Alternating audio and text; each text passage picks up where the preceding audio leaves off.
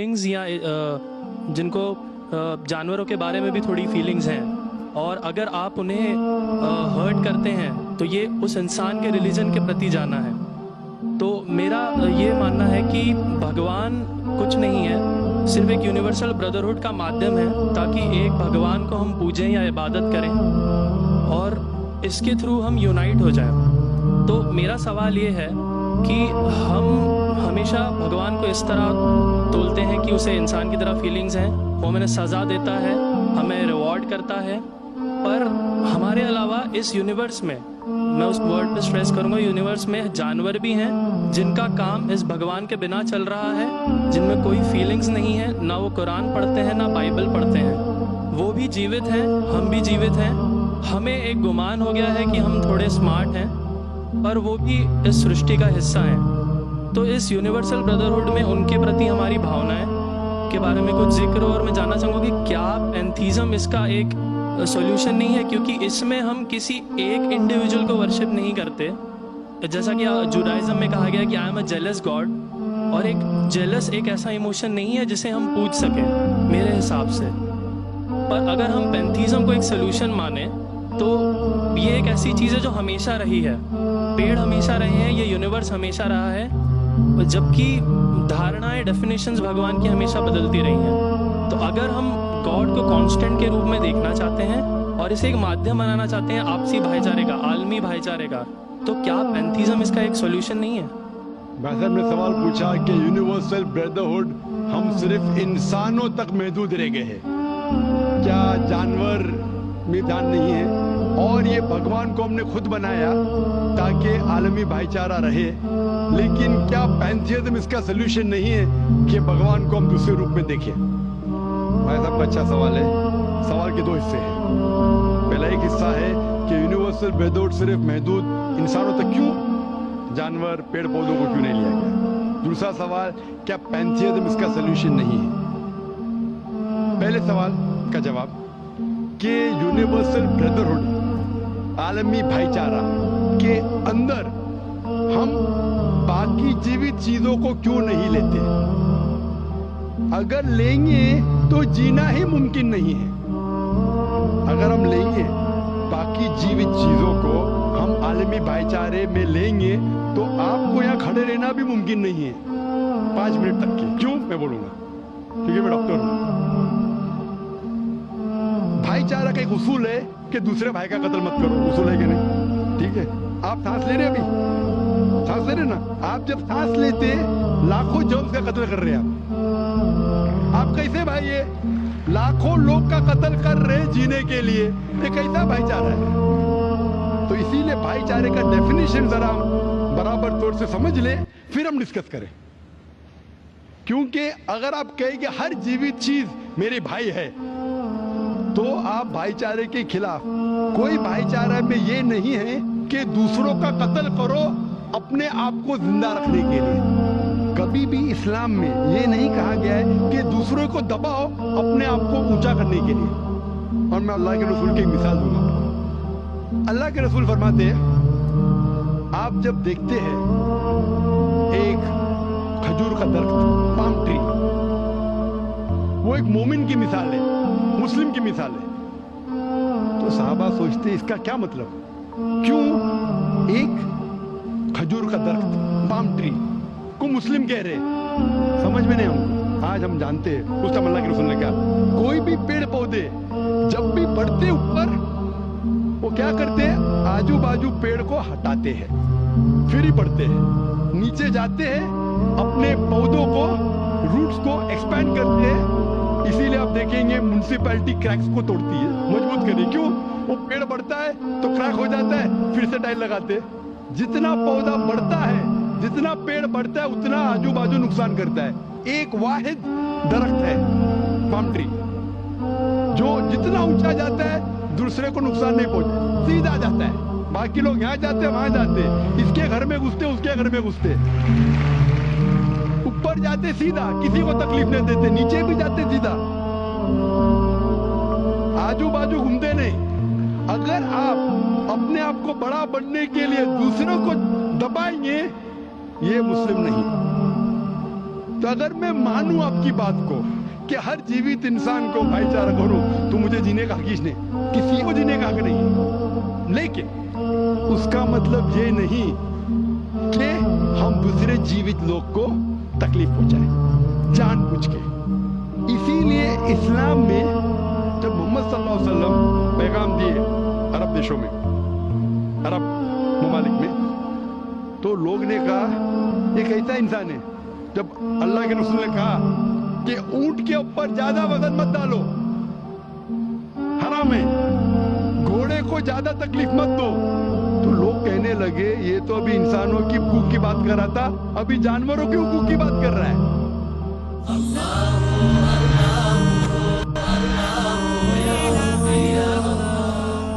अल्लाह के रसूल फरमाते जब एक शख्स आग उगाता, आग को बुझाओ, क्यों?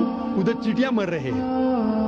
उसका मतलब जानबूझ के कोई भी जीवित चीज को मारना हराम है, सिर्फ अनजाने में इजाजत है, या जिसकी इजाजत खुदा ने आपको दी है, जिसकी इजाजत दी है खुदा ने। मिसाल के तौर पे मनुस्मृति में चैप्टर नंबर 5 श्लोका नंबर 30 में लिखा है कि खुदा ने कुछ जानवरों को बनाए खाने के लिए और किसको खुराक बनने के लिए, some to be eaten some to eat. अगर वो खाने वाला जानवर दूसरे जानवर को खाता है जिसको खुराक के लिए बनाया है, तो कोई गुनाह नहीं है। मनुस्मृति चैप्टर नंबर 5 श्लोक नंबर 30 में अगर आप उस जानवर का कत्ल करते हैं जो खाने के लिए बनाया गया है, तो आप गुनाह नहीं कर रहे। Manusmriti chapter number 5 shloka number 39 में सैक्रिफिशियल एनिमल, जो एनिमल कुर्बानी के लिए बनाए गए, उसकी कुर्बानी देना गुनाह नहीं है। मैं क्यों हिंदू धर्म से कह रहा हूँ, मुस्लिम से भी कह सकता हूँ, वैसे हवाले। उसका मतलब हमें किसी को तकलीफ नहीं देना चाहिए। लेकिन अगर अनजाने में चलते चलते चींटी मर गई तो आप बाहर चले नहीं सकेंगे। आप सांस लेंगे जम, तो अल्लाह ताला ने जम को पैदा किया है मरने के लिए आमतौर पे, तो आप गुनहगार नहीं। मानो कुछ जैन लोग मास्क पहनते तो भी मरते, पानी को उबालते, उबालने से मार रहे, उबालने पानी पी के फायदा क्या? अंदर मारने के बदले बाहर मार रहे, क्या फायदा? ये मुमकिन ही नहीं है। लेकिन जानबूझ के कोई जानवर को, और एक मिसाल दूंगा, हमारे खतीब जुमा नमाज पढ़ाए थे कल, डॉक्टर उस्मान, उनने अपने खुतबे में मिसाल दी थी। क्या एक औरत थी जो बहुत बेहया थी, क्या कहेंगे, जो आम तौर पे लोगों की जीनत थी। मैं लफ्ज उर्दू जरा मेरी कमजोर है, मैं किसी को ठेस नहीं पहुंचाना चाहता। इंग्लिश में कहेंगे नॉट विद गुड कैरेक्टर, बाजारी औरत। जरा मैं ऐसे लफ्ज इस्तेमाल करना चाहता किसी को चोट पहुंचे, तो बाजारी औरत थी जो बहुत गुनाह करती थी। लेकिन एक वक्त एक कुत्ते को पानी पिलाया, तो अल्लाह के रसूल फरमाते सिर्फ वो एक अच्छे अमल के वजह से खुदा ने उसे जन्नत में डाला। बाजारी औरत गलत काम करती है, जिना करती है, एक अमल क्या की, एक कुत्ते को पानी दी, इंसान को नहीं कुत्ते को, और अल्लाह उसे जन्नत में डालता है। दूसरी तरफ एक अच्छी औरत, नेक औरत, लेकिन एक बिल्ली को बंद करती है, चेन करके रखती है, उसकी आजादी को कैद करती है, अल्लाह ताला उसको जहन्नम में डालता है, नरक में डालता है। इसे कहते हैं जानवरों के हुकूक। मतलब जानवरों के भी हुकूक इस्लाम में है। अल्लाह के रसूल फरमाते कि चिड़िया की जान भी मत लो बिना वजह। चिड़िया, स्पैरो, अब पढ़ेंगे कुरान में और हदीस में कई इसके पर लेक्चर। तो इसलिए हम मानते हैं कि जीवित चीज का हमें एहतराम करना चाहिए, उसके रूल रेगुलेशन है। बोलेंगे सब जीवित चीज मेरे भाई है, नहीं भाई, सब भाई नहीं। अभी कुछ लोग इतना करते, कुत्ते के पीछे हर महीने लाख रुपया खर्चा करते। अरे गरीब लोग मर रहे, लाख रुपये से 10 घर, हर महीने लाख रुपया अपने पूडल के ऊपर डालते हैं। लाख रुपये से कम 10 घर तो चलेंगे ना महीने, 20 घर चलेंगे बम्बई में, हाँ के नहीं? वो 20 घर को संभालो ना, एक पूडल को संभाल रहे। ये किधर का इस्लाम है? ठीक है, जानवर की कदर करो, इतना कदर मत करो कि उसके हाथ में चेन डालो सोने की, ये करो, ये खाना लेके आओ। खाना लेके आते लाख रुपए का, आप समझ रहे ना? तो इतना मत इसराफ करो इस्लाम के अंदर सिखाया गया है कि भाईचारा जो मैंने जिक्र किया, बट जानवरों को भी देखो और उसके साथ अच्छा बर्ताव करो, बिना वजह किसी जानवर का कत्ल मत करो। ये आपका सवाल था। आपका दूसरा सवाल इसके अंदर जवाब हो गया। आप कहते हैं कि पैंथियज्म, सबको खुदा मानना इसका जवाब है। उसका जवाब में कहा था, हमारे भाई जो अवतार सिंह थे ना, उसने कहा था पैंथियज्म, सब कुछ खुदा है, सब कुछ खुदा है।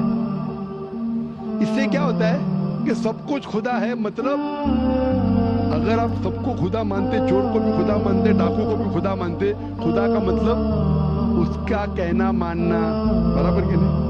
उसकी इज्जत करना, उसकी इबादत करना, वो जो कहता है उसकी बात मानना।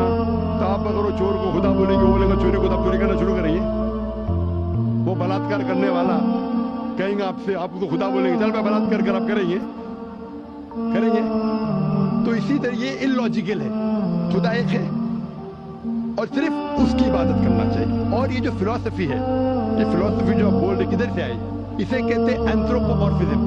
क्या कहते हैं? एंथ्रोपोमॉर्फिज्म मतलब गॉड ने हर चीज की शक्ल हासिल की, और इसके अंदर एक फिलॉसफी है कि खुदा इतना पाक, इतना नेक, वो जानता नहीं कि किस तरीके से इंसान को तकलीफ होती है। और ये एंथ्रोपोमॉर्फिज्म जो फिलॉसफी है, खुदा अलग अलग चीज में शामिल होते हैं।